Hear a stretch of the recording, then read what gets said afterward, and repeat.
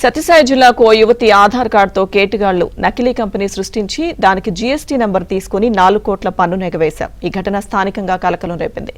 ఉత్తరప్రదేశ్ కాన్పూర్ పోలీసులు నేరుగా యువతి స్వగ్రామానికి చేరుకుని విచారించడంతో ఈ ఘటన వెలుగు చూసింది.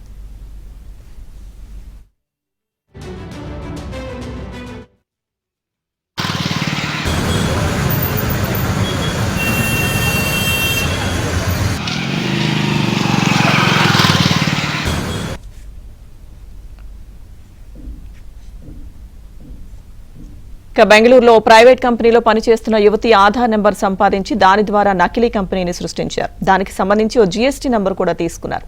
ఇక ఆ తర్వాత ఆ కంపెనీ పేరుపై 4 కోట్ల జీఎస్టీని ఎగవేసేందుకు ప్లాన్ చేశారు. దీంతో కాన్పూర్ పోలీసులు నేరుగా యువతి స్వగ్రామం తనకల్లకు వచ్చి విచారించారు.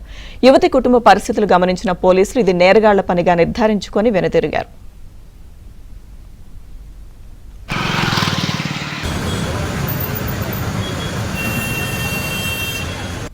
ఇదే అంశానికి సంబంధించిన పూర్తి సమాచారం మా ప్రతినిధి సురేష్ అడిగి తెలుసుకుందాం.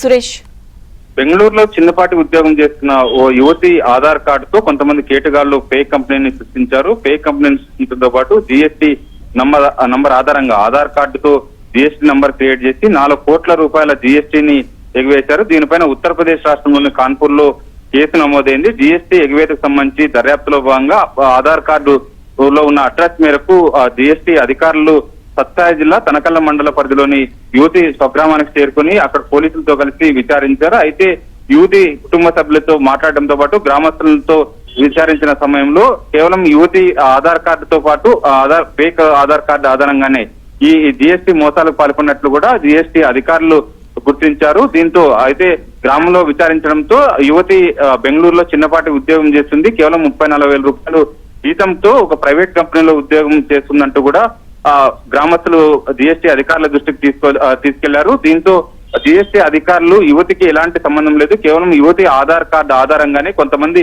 ఫేక్ గా క్రియేట్ చేసి నకిలీ ఫేక్ కంపెనీకి క్రియేట్ చేసి జీఎస్టీని ఎగవేశారంటూ 4 కోట్ల రూపాయల వరకు జీఎస్టీ ఎగవేసినట్లు కూడా గుర్తించారు. దీంతో అక్కడి నుంచి జీఎస్టీ అధికారులు గ్రామం నుంచి కూడా వెనుదిరిగారు. మొత్తంగా ఈ వ్యవహారంలో యువతి ప్రమేయం లేనప్పటికీ కొంతమంది ఫేక్ కంపెనీని సృష్టించినట్లు కూడా జీఎస్టీ అధికారుల విచారణలో వెల్లడైంది.